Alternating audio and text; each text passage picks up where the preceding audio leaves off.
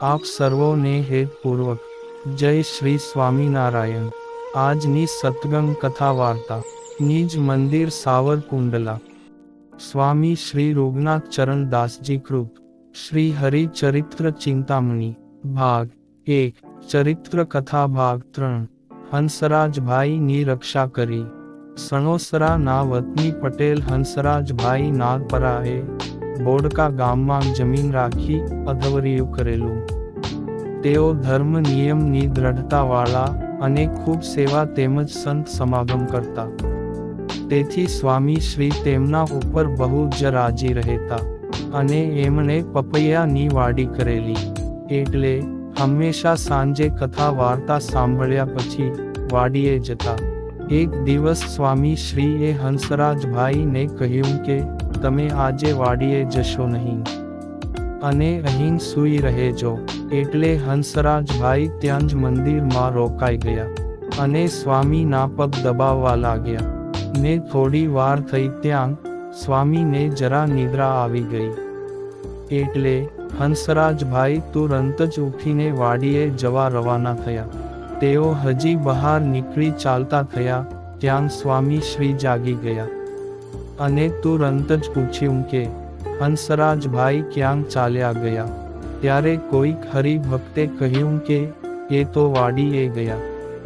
ત્યારે સ્વામી એકદમ ઉતાવળા થઈને બોલ્યા કે જાઓ જાઓ તેમને પાછા બોલાવી લાવો। પછી એક સત્સંગી એ પાછળ જઈ તેમને પાછા બોલાવી લાવ્યા અને તેઓ સ્વામી શ્રીના કહેવા પ્રમાણે મંદિરમાં જ સૂઈ ગયા અને રાત્રિએ એક સંધીનો ડોસો છુપી રીતે હંસરાજભાઈને ઘેર આવ્યો અને પૂછ્યું કે હંસરાજભાઈ ક્યાં ગયા છે? ત્યારે તેમના ઘરેથી ડોશી માએ કહ્યું કે એ તો આજ મંદિરે ગયા છે, તે પાછા આવ્યા નથી અને અત્યારે મંદિરે જ હશે। ત્યારે સંધીએ કહ્યું કે એ મંદિરે રોકાયા તે ઠીક થયું, કારણ કે આજ અમારા 2-3 જુવાનિયા ડાંગુમ લઈને હંસરાજભાઈને મારવાના ઈરાદાથી એમની વાડીએ ગયા છે। તેઓને ઘણી ના પાડી પણ માન્યું નહીં। આમ વાત કરી તે સંધી ચાલ્યો ગયો। વાત એમ હતી કે હંસરાજભાઈને સંધી લોકો સાથે વ્યવહાર બાબતે કાનિક બોલાચાલી થયેલી, એટલે રોષે ભરાયેલા 2-3 જુવાનિયા સંધીઓ તેમને મારવા માટે વાડીએ ગયા હતા, પણ હંસરાજભાઈ તો ત્યાં ન હોવાથી તે લોકો વાડીએ થોડું નુકસાન કરી અને ચાલ્યા ગયા। બીજા દિવસે જ્યારે તે બધી વાત જાણવામાં આવી ત્યારે સૌ સત્સંગીઓ ખૂબ જ આશ્ચર્ય પામ્યા અને સ્વામી શ્રીનો મહિમા સમજવા લાગ્યા। આંબાભાઈ મારું ના વંશનો વિસ્તાર થયો। એક વખત સ્વામી બોડકા પધારેલા તે વખતે આંબાભાઈ મારું ના એક દીકરા અને એક દીકરી બંને ગુજરી ગયેલા અને તેમને બીજું કોઈ સંતાન ન હતું, એટલે એમના પત્ની આખો દિવસ રોયા કરતા। આંબાભાઈ તો સત્સંગની ખૂબ દ્રઢતાવાળા હતા અને અતિશય સેવાભાવવાળા એવા એકાંતિક ભક્ત હતા। એમને સ્વામી શ્રીના વિશે ઘણો જ સ્નેહ તેમજ પૂજ્ય ભાવ હતો। સ્વામીએ સત્સંગીઓ પાસેથી આંબાભાઈની બધી જ વાત સાંભળી હતી, તેથી તેઓ વહેલા સવારમાં દર્શન કરવા આવ્યા ત્યારે તેમને ઉદાસીન જોઈને સ્વામી બોલ્યા કે આંબાભાઈ, કાંઈ પણ ચિંતા કરશો નહીં। શ્રીજી મહારાજની કૃપાથી તમારા ઘરમાં સમાય નહીં એટલા છોકરા થશે। તમે સેવા અને ભજન ખૂબ જ કરો છો તો સેવકનું ઘર સૂનું ન રહે, એટલે પ્રભુ અવશ્ય કૃપા કરશે। માટે મનમાં ધીરજ ધરો અને શાંતિ રાખજો। પછી સ્વામીએ પ્રસન્ન થઈને જે પ્રમાણે આશીર્વાદ આપ્યો હતો તે જ પ્રમાણે આંબાભાઈ મારુંને 7 સંતાનો થયા।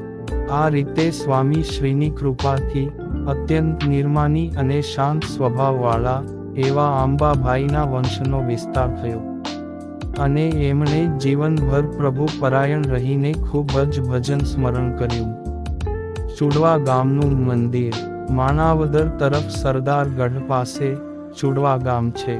ત્યાં પ્રથમથી સત્સંગ ન હતો, પણ ઝાલાવાડના ચુસ્ત સત્સંગીઓ ગરાસિયાની 2 દીકરીઓના લગ્ન આ ચુડવા ગામના ક્ષત્રિય દરબાર ઝાલા ગોળજીભાઈ સાથે થયેલા, અને તે બંને દીકરીઓને બાળપણથી જ બાપ દાદાનો ભારે જોરદાર સત્સંગ હતો.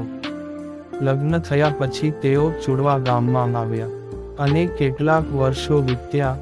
તેમાં એમને મુશ્કેલીઓનો પણ ઘણો સામનો કરવો પડ્યો, છતાં એમણે સત્સંગનું બળ જરા પણ ઓછું થવા દીધું નહીં, અને માથા સાટે સત્સંગ રાખ્યો. ક્ષત્રિય દરબારોમાં દારૂ અને માંસના પ્રસંગો ભારે જોરદાર હોય છે. તેમાં એ બંને રાણીઓએ વિશુદ્ધ રહી ધર્મ નિયમને ટેક શિર સાટે પાળી અને નિયમમાં અડગ રહ્યા. આ ગામના મગજી બા તથા બાઈ સાબ બા, આ બંને રાણીઓએ વિચાર કર્યો કે આપણે આપના ઈષ્ટદેવ શ્રી સ્વામિનારાયણ ભગવાનનું વિશાળ પાકું મંદિર કરાવીએ. પછી તેમને પોતાની પાટીમાં પોતાના ગરાસની હકની જમીન હતી, તેમાંથી મંદિર કરવા માટે જમીન કાઢી આપી, અને ત્યાં સાધુઓ જ્યારે ધર્માદો લેવા ગયા ત્યારે તેમને બંને રાણીઓએ આ જમીન બતાવીને બીજા મારફતે કહેવડાવ્યું કે જેટલું ખર્ચ થશે તે અમે આપશું, પણ તમે અહીં સારું મંદિર બનાવો. સાધુઓ વિના અમારાથી મંદિર થાય નહીં.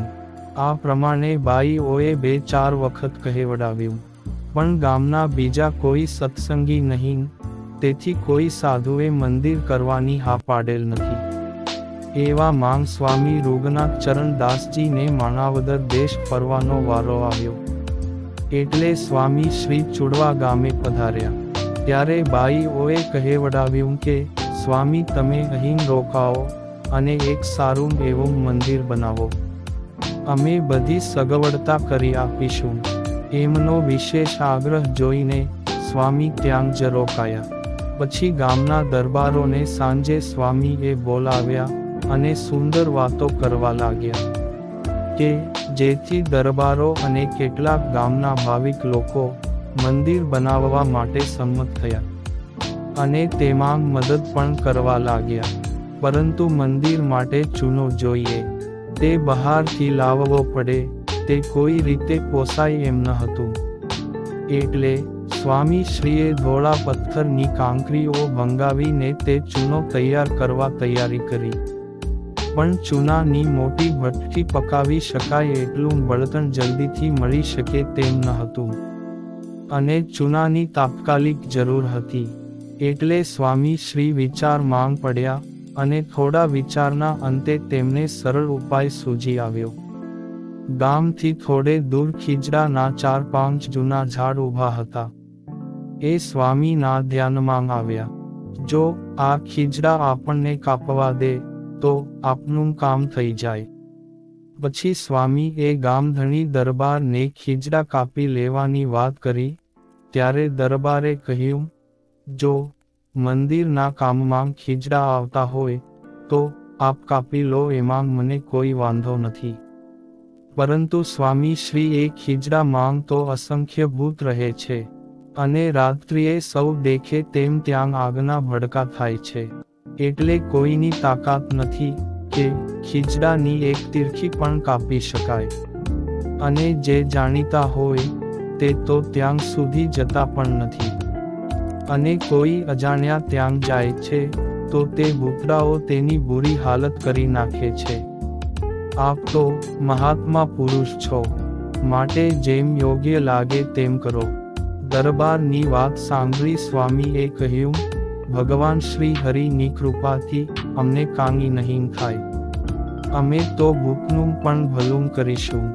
અને બીજે દિવસે સૌ સાધુઓ હથિયારો લઈને ત્યાં ગયા, ને પ્રથમ તો ઠાકોરજીની પ્રસાદીનું જળ સ્વામિનારાયણ સ્વામિનારાયણ એમ મંત્ર જાપ કરી ખીજડાના મૂળમાં છાંટ્યું.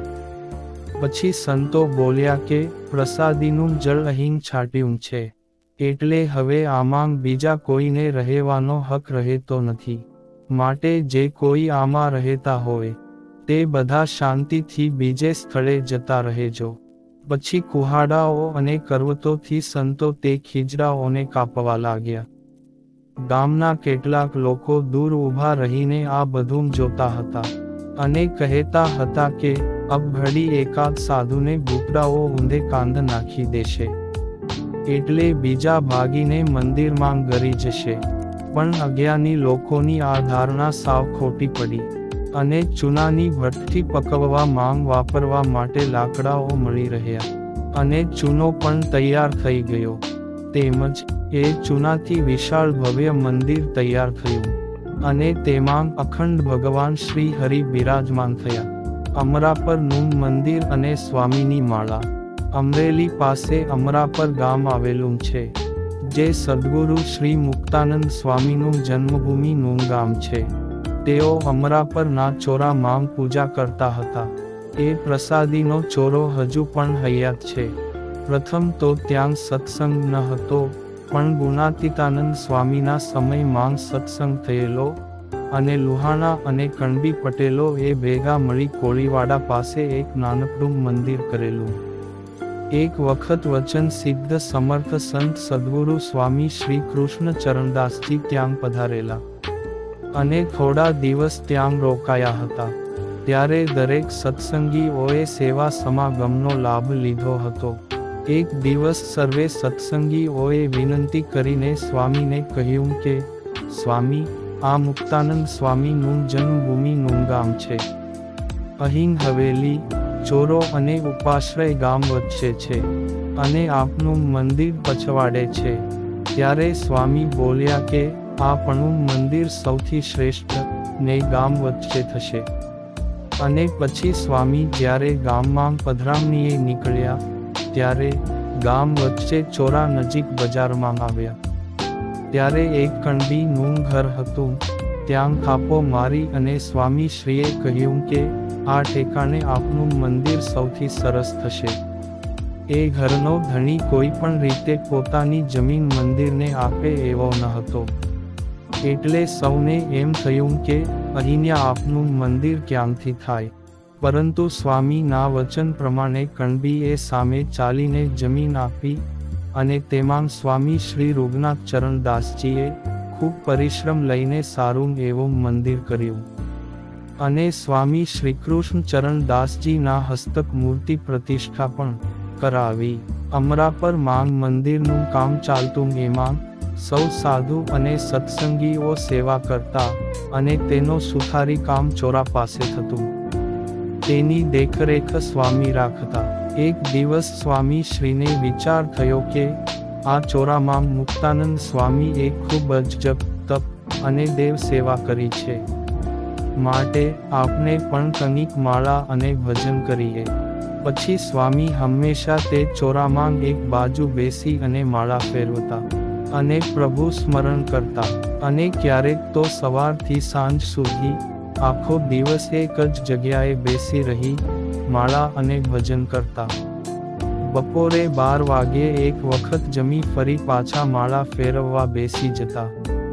આમ એક આસને બેસીને આડું અવળું જોયા વગર શ્રી હરિમાં એકાગ્ર વૃત્તિ રાખી સ્વામી શ્રી આખો દિવસ માળા ફેરવતા હતા. તે નજરે જોઈને ચોરા પાસે એક દુકાનદાર વાણિયા શેઠ હતા. તેને સ્વામીનો બહુ જ ગુણ આવ્યો. એક દિવસ તેમને પોતાની દુકાનમાં સ્વામી શ્રીની પધરામણી પણ કરાવી અને ધોતિયા ઓઢાડ્યા.